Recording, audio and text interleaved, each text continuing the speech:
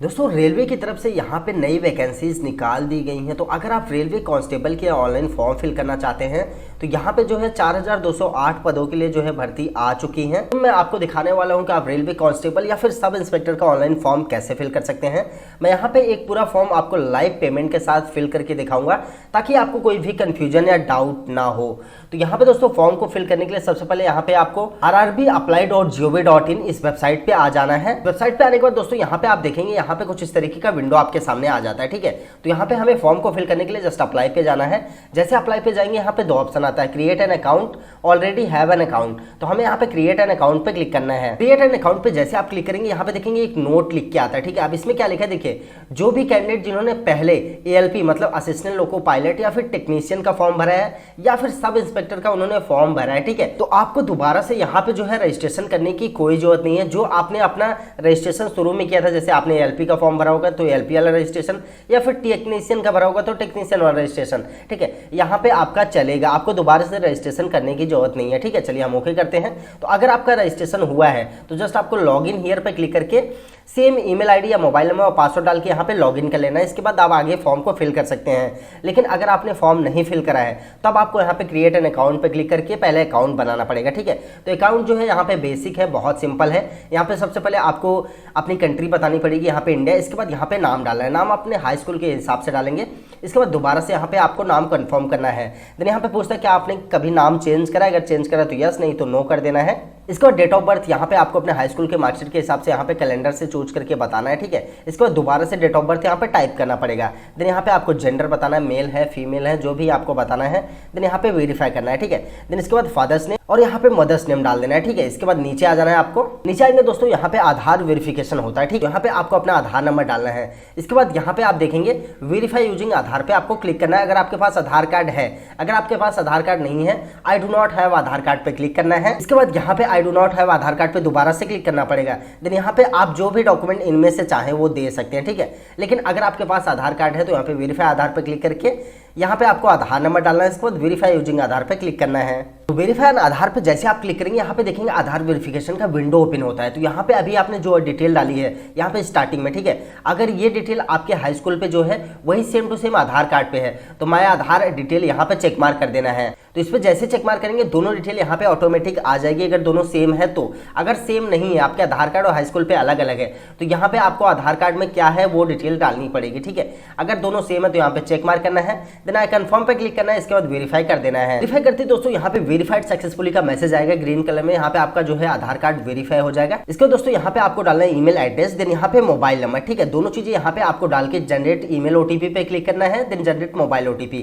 इसके बाद OTP जो है आपके फोन पे चली जाती है, तो जो फोन पे गई वो यहाँ पे डालना है, जो ईमेल पे गई है यहाँ पे डाल देना है। ठीक है, इसके बाद यहाँ पे पासवर्ड बनाना पड़ेगा। पासवर्ड जो है आपका दोस्तों 8 कैरेक्टर का होना चाहिए कम से कम, जिसमें आपका अल्फाबेट नंबर और सिंबल का कॉम्बिनेशन होगा। ठीक है, पासवर्ड कुछ इस प्रकार से आप बना सकते हैं, डेमो आपको दिखा रहा हूँ। ठीक है, दिन सेम पासवर्ड आपको यहाँ पे कंफर्म करना है। इसके बाद ये जो कैप्चा दिख रहा है, कैप्चा यहाँ पे डाल के preview and create an account पे क्लिक करना है। प्रीव्यू पे क्लिक करते दोस्तों अभी आपने जो फॉर्म फिल करा है, जो रजिस्ट्रेशन करा है उसकी डिटेल आ जाएगी। आपको मैच करना है, देन यहाँ पे आई हैव रीचेक पे क्लिक करना है, देन आपको क्रिएट एन अकाउंट पे क्लिक कर देना है। देन इसके बाद यहाँ पे आपको प्रोसीड पे क्लिक करना है। तो जैसे आप यहाँ पे क्रिएट अकाउंट पे क्लिक करेंगे यहाँ पे यूजर क्रिएटेड सक्सेसफुली का मैसेज आएगा। हमारे यहाँ पे जो है यूजर यहाँ पे क्रिएट हो गया है। अब यहाँ पे हमें लॉग इन करना है। ठीक है, तो अगर आपने पहले से रजिस्ट्रेशन करा है तब अब यहाँ पे आपका प्रोसेस इसके आगे सेम होने वाला है। तो यहाँ पे सबसे पहले वो आपको मोबाइल नंबर डालना है जिससे आपने रजिस्ट्रेशन करा है, या फिर ईमेल आईडी भी डाल सकते हैं। देन यहाँ पे जो पासवर्ड आपने बनाया वो पासवर्ड, इसके बाद जो कैप्चा यहाँ पे दिख रहा है कैप्चा डाल के लॉगिन पे क्लिक करना है। लॉगिन करते दोस्तों आप कुछ इस प्रकार से यहाँ पे लॉगिन हो जाएंगे। ठीक है, अभी देखिए यहाँ पे फॉर्म को फिल करने के लिए आपको यहाँ पे ऑनलाइन एप्लीकेशन का एक ऑप्शन दिखा है, इस पे आपको क्लिक करना है। देन यहाँ पे आप देखेंगे अभी 2 पोस्ट यहाँ पे चल रही हैं। ठीक, पहला यहाँ पे सब इंस्पेक्टर के लिए है, दूसरा यहाँ पे कांस्टेबल के लिए। ठीक है, तो अगर आप एलिजिबल हैं तो आप दोनों पोस्ट के लिए यहाँ पे डाल सकते हैं, कोई भी दिक्कत नहीं है। ठीक है, अगर आप ग्रेजुएशन किए हुए हैं तो आप यहाँ पे दोनों पोस्ट के लिए डाल सकते हैं। लेकिन अगर आपने सिर्फ हाई स्कूल कंप्लीट करा या फिर इंटर कंप्लीट करा तो आप सिर्फ यहाँ पे एक पोस्ट के लिए एलिजिबल होंगे, वो है कांस्टेबल के लिए। ठीक है, तो यहाँ पे सिर्फ आप एक पोस्ट के लिए फॉर्म फिल कर सकते हैं। दोनों की जो लास्ट डेट है वो 14 मई 2024 है। तो यहाँ पे अभी मैं सिर्फ यहाँ पे कांस्टेबल के लिए फिल करना चाहता हूँ। तो अगर आप दोनों फिल करना चाहते हैं तो पहले आप कांस्टेबल फिल कर लेंगे, करेंगे। इसके बाद आप दोबारा से लॉगिन करेंगे। लॉगिन करने के बाद जैसे मैंने इसको फिल करा है सेम टू सेम आपको वैसे उसको भी फिल कर देना है। ठीक, इसके लिए दोस्तों आपको जो भी फॉर्म फिल करना पड़ेगा, यहाँ पे सबसे पहले आपको I am not currently divided पे क्लिक करना है। ठीक है, इसके बाद नेक्स्ट पे क्लिक कर देना है। नेक्स्ट पे क्लिक करते ही यहाँ पे आपने जो भी रजिस्ट्रेशन में डिटेल डाली होगी उससे आपकी पूरी डिटेल यहाँ पे आ जाती है। नाम, डेट ऑफ बर्थ, पिता का नाम, सारी चीजें यहाँ पे आपकी आ जाएगी, ईमेल आईडी, मोबाइल नंबर तक। ठीक है, आपको नीचे आना है। नीचे आएंगे तो यहाँ पे देखेंगे मैरिटल स्टेटस पूछता है, तो यहाँ पे बताना है शादीशुदा है या फिर अनमैरिड है। ठीक है, आप जो भी आपको चूज करना है। इसके बाद यहाँ पे रिलीजन बताना पड़ेगा, हिंदू, मुस्लिम, क्रिश्चियन, सिख, आप जो भी आपको यहाँ पे चूज करना है। देन यहाँ पे मदर टंग पूछता है। मदर टंग मतलब आपकी भाषा क्या है, मातृभाषा क्या है। ठीक है, हिंदी, कन्नड़, कश्मीरी, जो भी आपकी मातृभाषा है वो आपको यहाँ पे चूज करनी है। इसके बाद यहाँ पे choice of language of examination पूछता है, तो यहाँ पे आपको बताना है कौन से लैंग्वेज में जो है आप एग्जाम देना चाहते हैं। हिंदी, इंग्लिश, गुजराती, बहुत सारे लैंग्वेज यहाँ पे है। ठीक है, तो आप जिस भी लैंग्वेज में देना चाहते हैं आप वो लैंग्वेज चूज करेंगे। इसके बाद यहाँ पे देखेंगे परमानेंट विजुअल मार्क्स यहाँ पे पूछता है। इसके बाद यहाँ पे परमानेंट विजुअल मार्क्स 2 है। यहाँ पे 2 आइडेंटिफिकेशन देने पड़ेंगे और दोनों आपको मैंडेटरी है। ठीक है, अब देखिए परमानेंट विजुअल मार्क्स मतलब होता है आपके बॉडी में कोई तिल, मस्सा या फिर कहीं पे चोट का निशान हो जो परमानेंट हो, जो दिखता हो। ठीक है, तो आपको वो डालना पड़ेगा। अगर कहीं पे जैसे तिल का निशान है, जैसे यहाँ पे मैं जिनका फिल कर रहा हूँ उनके तिल है यहाँ पे। ठीक है, जैसे उनके यहाँ पे लेफ्ट चीक पे जो है यहाँ पे मोल है, एक तिल मस्सा का निशान है, तो यहाँ पे मैंने डाल दिया है। अगर एक मार्क है तो दोनों मार्क को यहाँ पे सेम कॉपी कर लेना है, दोनों में एक ही डाल देना है। अगर 2 अलग अलग मार्क है तो आपको दोनों लिखना पड़ेगा, नहीं तो आप दोनों में सेम लिख ही सकते हैं। ठीक है, इसके बाद यहाँ पे आपको कम्युनिटी बतानी पड़ेगी। ठीक है, तो यहाँ पे कम्युनिटी में सेलेक्ट करना है आप अनरिजर्व से आते हैं, एससी से आते हैं या फिर ओबीसी से आते हैं। जिस भी कैटेगरी से आप आते हैं आपको यहाँ पे बताना पड़ेगा। अगर आप एससी चूज करेंगे तो यहाँ पे आपको अपनी जात प्रमाण पत्र की डिटेल पूछता है। ठीक है, तो यहाँ पे सबसे पहले सर्टिफिकेट नंबर पूछेगा। तो अगर आप उत्तर प्रदेश से तो आप जात प्रमाण पत्र में देखेंगे लेफ्ट साइड में आपका लिखा रहता है, वहाँ पे सर्टिफिकेट नंबर लिखा होगा, प्रमाण पत्र क्रमांक, उसको आपको यहाँ पे डालना है। इसके बाद इसी अथॉरिटी बतानी है, कौन सी अथॉरिटी ने जो है यहाँ पे इशू करा है, जैसे तहसीलदार है, डिस्ट्रिक्ट मजिस्ट्रेट है, डिप्टी कलेक्टर, जिन्होंने भी आपका चूज करा है, जिन्होंने आपका इशू करा वो बताना है। डेट ऑफ इशू यहाँ पे आपको बताना पड़ेगा। इसके बाद यहाँ पे पूछता है क्या आप इस एग्जाम के लिए फ्री रेलवे ट्रेवल पास यहाँ पे लेना चाहते हैं। अगर लेना चाहते हैं तो यस करना पड़ेगा। इसके बाद यहाँ पे आपको बताना पड़ेगा कि आपके नजदीकी जो रेलवे स्टेशन है वो कौन सा है। ठीक है, वहां से आप जो है फ्री में पास ले सकते हैं आने जाने का। ठीक है, इसके बाद यहाँ पे आपको अपना जात प्रमाण पत्र अपलोड करना पड़ेगा। सेम इसी हिसाब से अगर आप ओबीसी के आते हैं तो ओबीसी चूज करना। इसके बाद यहाँ पे पूछेगा ओबीसी वालों के लिए क्या आप नॉन क्रीमी लेयर से आते हैं। अगर आप नॉन क्रीमी लेयर से आते हैं तो यस करना है। ठीक है, यस करते हैं दोस्तों यहाँ पे सेम वही detail, certificate number, issues authority, इसके बाद यहाँ पे डेट ऑफ इशू पूछता है। ठीक है, सिंपल है। ठीक है, यही चीज आपको डालना पड़ेगा। इसके बाद यहाँ पे नीचे आ जाना। नीचे आने के बाद यहाँ पे आपका पोस्टल एड्रेस डिटेल पूछता है, तो यहाँ पे आपका प्रेजेंट एड्रेस पूछेगा, तो आपको अपना प्रॉपर प्रेजेंट एड्रेस डालना है। सबसे पहले स्टेट चूज करना है, इसके बाद डिस्ट्रिक्ट, देन आपका यहाँ पे पूरा प्रॉपर एड्रेस लिख देना, आपका गांव, पोस्ट ऑफिस, इसके बाद अपने तहसील का नाम, देन यहाँ पे आपको दोबारा से गांव का नाम लिखना है, पिन कोड डालना है। ठीक है, इसके बाद अगर आपका प्रेजेंट और परमानेंट एड्रेस दोनों सेम है तो यहाँ पे टिक if permanent address is same, तो दोनों एड्रेस जो है यहाँ पे ऑटोमेटिक फिल हो जाएगा। इसके बाद यहाँ पे आपको सेव करना है, देन आपको नेक्स्ट पे क्लिक करना है। एक बार नेक्स्ट करते हैं दोस्तों, पर्सनल डिटेल हमारी यहाँ पे सेव हो जाएगी सक्सेसफुली। अब यहाँ पे हमें कुछ एडिशनल डिटेल देनी पड़ेगी, जिसमें यहाँ पे पूछता है एक्स सर्विसमैन तो नहीं है आप। अगर एक्स सर्विसमैन है तो यहाँ पे यस करना है, नहीं तो नो। इसके बाद यहाँ पे पर्सन विथ बेंचमार्क डिसेबिलिटी, तो यहाँ पे एक चीज और बता दूं आपको, अगर आप डिसेबल पर्सन हैं तो यहाँ पे जो है आप जो है इस फॉर्म के लिए, इस पोस्ट के लिए अप्लाई नहीं कर सकते हैं। ठीक है, तो यहाँ पे हमें नो ही करना पड़ेगा। इसके बाद यहाँ पे पूछता है कि आप इकोनॉमी बैकवर्ड क्लास से आते हैं, तो अगर आप इकोनॉमी वीकर या फिर बैकवर्ड क्लास से आते हो तो यहाँ पे यस करना पड़ेगा। इसके बाद यहाँ पे आय प्रमाण पत्र की डिटेल पूछेगा। ठीक है, तो यहाँ पे जैसे मैंने ईबीएस सर्टिफिकेट होल्डर यहाँ पे यस करा, तो यहाँ पे देखिए अवेल फीस कंसेशन यहाँ पे आ रहा है। तो इसमें क्या होता है, आपका जो फीस है आधी फीस ही यहाँ पे लगती है। ठीक है, फीस तो आपका रिटर्न होगा ही होगा, लेकिन अगर आप ईबीएस को यस कर देंगे तो यहाँ पे आपकी फीस जो है आधी हो जाएगी। यहाँ पे आपको अपना आय प्रमाण पत्र लगाना पड़ेगा, तो मैं अभी यहाँ पे इसको नो कर दूंगा। तो यहाँ पे पूछता है डिटेल ऑफ सर्विंग रेलवे, तो यहाँ पे क्या आप रेलवे के एम्प्लॉय हैं, अगर हैं तो यस करना है, नहीं तो यहाँ पे नो कर देना। इसके बाद नीचे आना है। नीचे आएंगे तो यहाँ पे आप देखेंगे करंट एम्प्लॉयमेंट पूछता है, तो करंट में आप कहीं पे काम करते हैं, अगर काम करते हैं तो यहाँ पे बताना पड़ेगा सेंट्रल गवर्नमेंट के अंदर या फिर स्टेट गवर्नमेंट पे, या फिर काम नहीं करते नॉट यहाँ पे एप्लीकेबल करना है। ठीक है, इसके बाद यहाँ पे पूछता है कि आपने अप्रेंटिसशिप कंप्लीट करी है, तो अगर आपने रेलवे की अप्रेंटिसशिप करी है तो यस करना है। इसके बाद पूरी अप्रेंटिसशिप की डिटेल बतानी पड़ेगी, तो हमने यहाँ पे अप्रेंटिसशिप कंप्लीट नहीं करा, हम नो करेंगे।